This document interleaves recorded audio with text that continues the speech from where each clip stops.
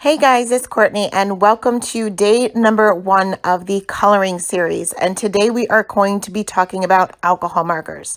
Now I have two different alcohol markers here. I have a Copic marker as well, a Copic sketch marker, as well as a Arteza Everblend marker. So pretty much you're going to always get a chisel nib for the most part. There are a few exceptions, but most of the time you will get a chisel nib, which will fill in large areas. And they're pretty comparable to every marker. They're not too different no matter what brand of marker you're using. So the other two types of nibs that you will see on markers are a bullet nib and a brush nib. So the Everblend markers have a bullet nib, which is similar to something like a Sharpie. It's not very flexible. It's not flexible at all, but you can see that you get a pretty fine line. Now, the Copic sketch marker as well as the Copic Chows have a brush nib, which is a little bit more flexible and it comes to a very, very fine point. So you can see that if I go in with a very light hand, it's pretty similar to the Everblend. Now, the difference that I find the most is the bullet nib, because there's no flexibility to it. The first one I pressed really hard. The second one I went in with a light hand. They're pretty much the same. With the Copic, I went in with a little bit more pressure and hardly any pressure, and you can see how much of an area that you can really fill in. Another difference is the flicking. Now, I know that a lot of people have a hard time mastering the flick, and it could be just the marker. You can see with the bullet nib, the lines are the same. I'm flicking, but the lines are the same size, where the Copic, it's a little bit thicker on the bottom. Now, I want to talk about a colorless blender, because no matter what brand of alcohol marker you use, typically you have a colorless blender, but these do not blend. So I'm going to go in and add a little bit of color here and then go in with the colorless blender just right through the center there.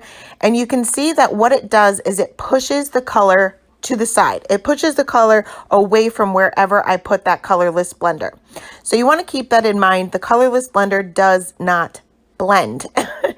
So here I'm going to add two different colors of blue here.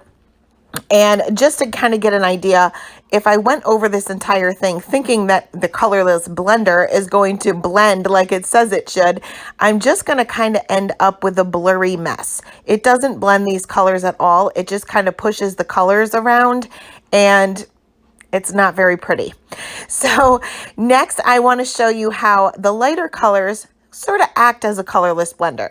So remember, the lighter the color is, the more it's going to act as a colorless blender because it has less pigment. So I'm going to go ahead and add a lighter blue there. And instead of starting where I left off, I'm going over completely the color before it. And you can see, not very nice.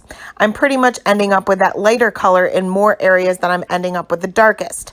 So I'm going to show you one more time, and I'm going to bring even a lighter color in here. And that was a little bit too light, so I ended up going a little bit darker. And what I find that a lot of people do that are not happy with the results that they're getting with alcohol markers is that once they reach that lighter color, they're going over their entire image, thinking that's going to blend all these colors together. And it doesn't. Remember, this lighter color is acting as a colorless blender, and it's just moving the color. It's not blending it. It's just moving it. So you can see how blurry that looks. And that is the result of going over your entire image. And I find a lot of people are unhappy with the results that they're getting, and it's mainly because of that reason. The proper way to blend is to get the paper saturated a little bit with your lightest color, then go in with your darkest color, then your mid-tone color, and back with your lightest color. When you move to the next color, you want to make sure that you are starting where you left off. You're not going over the entire thing. You're going to kind of just overlap them just slightly. Now you can go over this several times. You can go lightest to darkest, back and forth if you want. Just remember, the more ink you add to the paper, the more it's going to saturate it, and you may have some bleeding outside the lines. Now, I want to kind of show you side by side what happens if you go in with especially certain colors, and then I go in with a lighter color. So say if I colored this one image, this dark blue, and then I colored an image directly next to it with this light blue. Remember that Copics or any alcohol markers, they blend. That's what they do. So if you accidentally touch a darker area with a lighter color, you may drag that color in places that you don't want it to be. And I find this happens especially with reds, purples, and dark pinks. So if you have ever watched my channel before, you'll notice that I always end up with my reds. I keep my reds for last. And that's specifically because if I accidentally touch those areas with a lighter color or really any other color, I may drag that color out a little bit. So I'm going to kind of just show you here, and I'm not sure if it's going to show up on camera, but if I touch the tip to the red area and then go back in with my blue, I'm having streaks of red, and that's almost impossible to completely get away. You can fade it out a little bit, but you can't totally erase it. So in the beginner series, we've already talked about what paper to use and what ink to use with alcohol markers, but let's talk about what not to do. So you never want to color over a gel pen. So if you're adding white gel pen details or highlights, you want to make sure that you're never coloring over it. You can always put the white gel pen on top of your coloring, but never underneath it. You also don't want to heat emboss your images before you do your coloring. I suggest using a stamp positioner such as a Misty and stamp your image with a Copic safe ink, color your image, then reposition your paper back into your stamp positioner, and then you can go ahead and heat emboss it after the coloring is complete. I also find that the distress oxides are not good for alcohol markers. If you are going to color over distress oxides, make sure that you're using them in a watercolor form. You can color over watercolor areas. So if you want to add a little bit more dimension to your watercolored images, you can always go over them with your alcohol markers. With colored pencils, I suggest using the colored pencils after your alcohol marker coloring because you don't want to get that waxy buildup on your nibs. Now, as most of you know, the Copic markers are refillable and you can change over the nibs. And I know that the Everblend markers, you can change the nibs as well, but not all alcohol markers have this ability. So before you invest all that money into alcohol markers, make sure that it is something that you are going to be able to maintain, unless it's something that you really just don't care about and you just want a cheap set of alcohol markers. Totally your preference. So next we're going to color some images. I'm using the Winter Anemone stamp set by Honeybee Stamps, and I have stamped this twice onto Neenah Solar White 80-pound cardstock with blackout ink, and I'm going to start with the Everblend markers. I'm going to show you the color combination that I am using for the greens, and I'm not going to color this whole image. I just kind of want you to see the difference. But you can see that I have a fairly light green, then I have kind of a mid-tone green, and then the two darker greens ended up being very similar.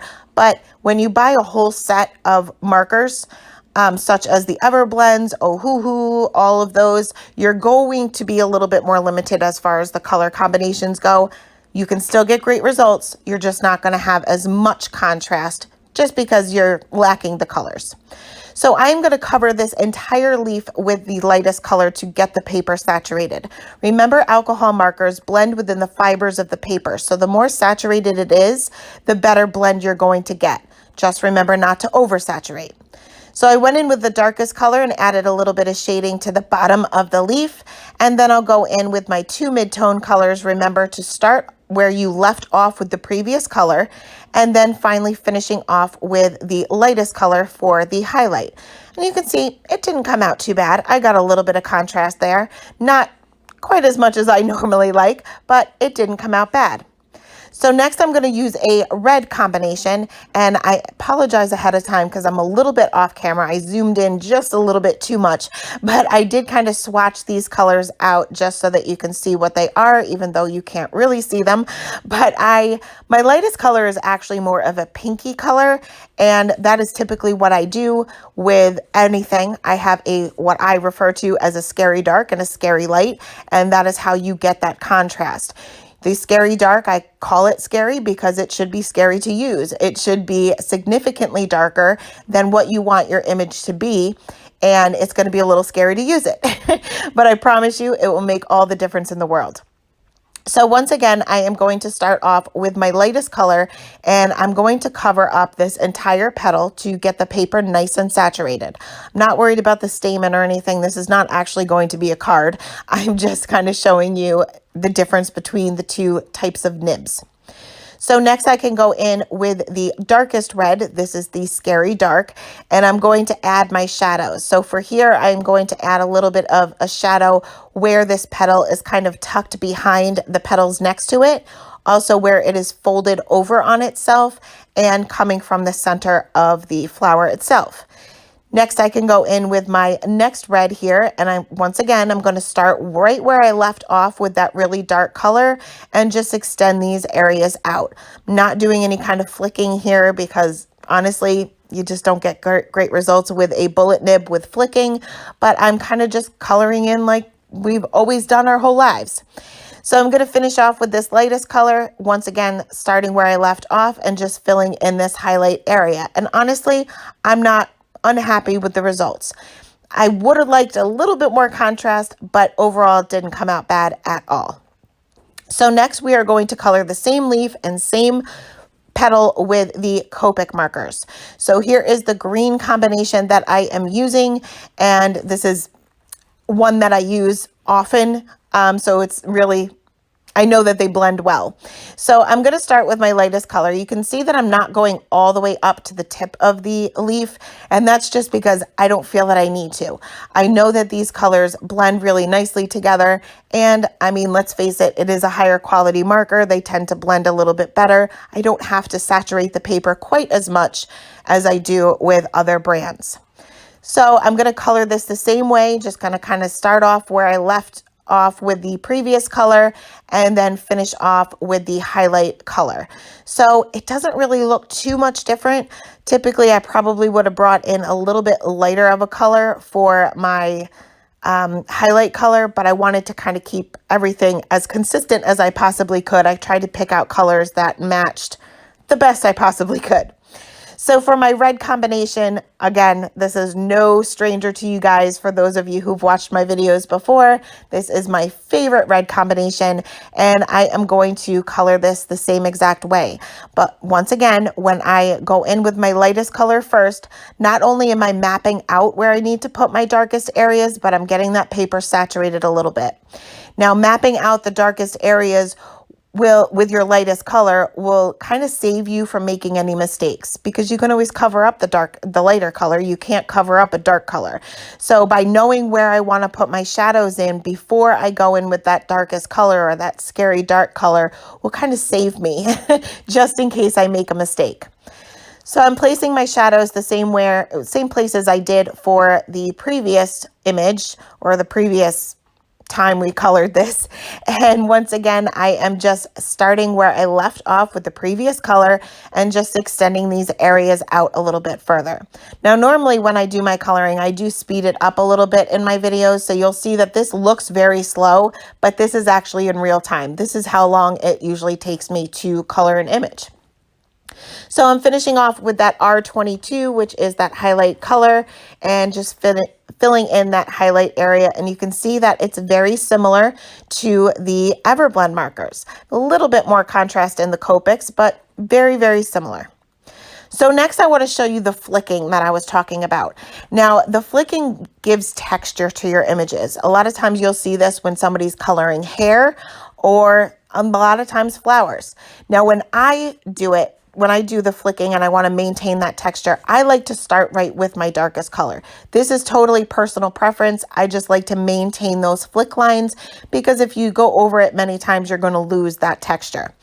So I'm going to color this petal here with the Everblend markers using the same color combination as I did previously, but I'm trying to get those flick lines. But remember, this is a bullet nib, so you're not really going to get a flick, you're just going to get a line. And the line is going to be pretty much the same width from the beginning and the end, which doesn't really give you the greatest texture in the world. But when I finish off with my lightest color here, you'll notice that I am going to start from the top of the petal and work my way down to where I left off with the previous color. I don't want to go over the entire thing, remember. So you'll see that it's not very realistic. It's not very textured. It kind of just looks like I added lines to it, which is pretty much what I have done. So next I'm going to color the same petal on this other image with my Copics, and I'm going to do the same thing using the same combination as I used previously. Going to start off with that darkest color and add my flick lines. Now when you are flicking with a brush nib, any brush nib, no matter what marker you have, you want to kind of think about it as you're sweeping it away. What I always think of, and ever since I first started coloring, I always thought of a push broom. So you're going to put that marker down on the paper and you're going to sweep it away until it's no longer touching the paper. And that's how you're going to get those really nice flick lines that come to a very, very fine point. So once again, going to finish off with my lightest color and go right to the top of that petal, work my way down to where I left off with those flick lines. And you can see that my flicks are just a little bit better with the brush nib. But that is it. This is the two images compared to one another. Not too much of a difference, except with the exception of the flicking. So get what's comfortable for you. If you're looking to invest in alcohol markers, I definitely suggest determining what you want to do with your alcohol markers. Do you want to master it? Do you want to be a scene builder? Do you want to do all of that? Because I definitely wouldn't skimp out. I wouldn't get multiple sets because you may not be happy with them. I would go for it all and go for the Copics. But other brands that I have tried, I do not own, but I have tried that I like are the Altenew. I think you get a really good color selection there. You get the brush nib and they do blend very nicely. I have tried the Ohuhu markers. They blend very nicely, but your color selection is going to be very, very limited. But overall, I love my Copics. I love alcohol marker coloring. So I hope this was helpful. I will see you again tomorrow where we are going to be covering colored pencils. Thanks guys. Bye.